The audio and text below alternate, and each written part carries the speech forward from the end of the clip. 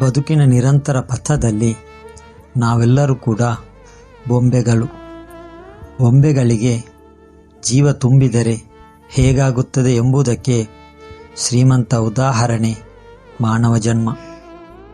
ಮನುಷ್ಯನಲ್ಲಿ ಎಷ್ಟೇ ಶೌರ್ಯ, ಆಸ್ತಿಪಾಸ್ತಿ, ಘನತೆ, ಗೌರವ ಎಲ್ಲವೂ ಇದ್ದರೂ ಕೂಡ ಕೊನೆಗೊಂದು ದಿನ ಯಾವುದೋ ಒಂದು ರೀತಿಯಲ್ಲಿ ಅವನಿಗೆ ನಿರಾಸೆ ಮೂಡುವುದು ಕೂಡ ಇದೆ.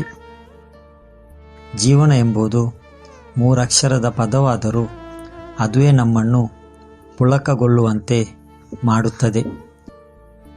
ನಮ್ಮ ಬದುಕಿನುದ್ದಕ್ಕೂ ಅಸಾಧ್ಯವಾದುದನ್ನು ತಲುಪಬೇಕು ಎಂಬ ಹಂಬಲವಿರಬೇಕು, ನಿಜ.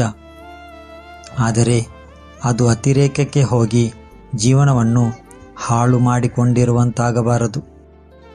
ಬದುಕು ಹಲವು ಮುಖಗಳನ್ನು ಹೊಂದಿದ ಕ್ರಿಯೆ. ಜೈವಿಕ ಜಗತ್ತಿನ ವ್ಯಾಪಾರ, ಹುಟ್ಟು ಸಾವು ಇವುಗಳ ನಡುವೆ ಜೀವಿಗಳ ಅಭಿವೃದ್ಧಿ ಮತ್ತು ಹೋರಾಟ ಪ್ರಕ್ರಿಯೆ ಸಾಗುತ್ತದೆ. ಕೆಲವೊಂದು ಬಾರಿ ತೀರಾ ಕಲ್ಪನೆಗೆ ಒಳಪಟ್ಟು ಪ್ರಪಂಚ ಸುಂದರವಾಗಿ ಕಾಣುವುದು ಸಹಜ. ಆದರೆ ಅದೇ ಪ್ರಪಂಚ ಜೀವನದುದ್ದಕ್ಕೂ ನಾವು ಯಾವ ರೀತಿ ಸಮಾಜದಲ್ಲಿ ಬದುಕು ಸಾಗಿಸಬೇಕು ಎಂಬುದನ್ನು ತಿಳಿಸುತ್ತದೆ. ಇವೆಲ್ಲ ನಮಗೆ ಗೋಚರವಾಗುವುದು ಪ್ರಪಂಚದ ಒಳಿತು ಕೆಡುಕುಗಳ ಬಗ್ಗೆ ತಿಳಿದುಕೊಂಡಾಗ ಮಾತ್ರ. ಜನನ ಮತ್ತು ಮರಣಗಳ ನಡುವಿನ ಜೀವನದಲ್ಲಿ ನೋವು ನಲಿವೆಂಬ ಮುಳ್ಳುಗಳ ದಾರಿಯಿದೆ. ಅದರಿಂದ ಸಾಗಲು ಸಾಧ್ಯವಿಲ್ಲ ಎಂದು ನಾವು ಕೈಕಟ್ಟಿ ಕುಳಿತರೆ ನಮ್ಮಿಂದ ಯಾವ ಕೆಲಸವೂ ಕೂಡ ನಡೆಯಲು ಸಾಧ್ಯವಿಲ್ಲ.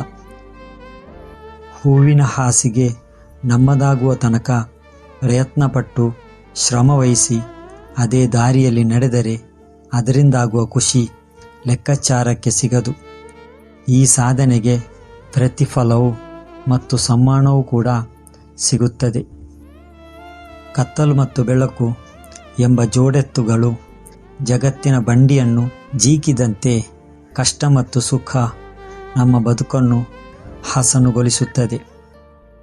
ಬಡವರಿರಲಿ ಹಾಗೂ ಶ್ರೀಮಂತರಿರಲಿ ಸುಖ ದುಃಖ ಎರಡನ್ನೂ ಅನುಭವಿಸಲೇಬೇಕು. ಕೆಲವು ಬಾರಿ ಶ್ರೀಮಂತರು ದುಃಖಿಗಳಾಗಬಹುದು, ಇನ್ನು ಕೆಲವು ಬಾರಿ ಬಡವರು ಸುಖಿಗಳಾಗಬಹುದು. ಒಟ್ಟಿನಲ್ಲಿ ಸುಖ ದುಃಖಗಳ ಅನುಭವದ ಬಂಧ ಯಾರನ್ನೂ ಬಿಟ್ಟಿಲ್ಲ. ಇಲ್ಲಿ ನಾವು ಮಾಡಬಹುದಾದ ವಿಷಯವೇನೆಂದರೆ ದುಃಖದ ಅಂಶವನ್ನು ಸಾಧ್ಯವಾದಷ್ಟು ಕಡಿಮೆ ಮಾಡಿ ಸುಖದ ಅಂಶವನ್ನು ಹೆಚ್ಚಿಸಬೇಕು.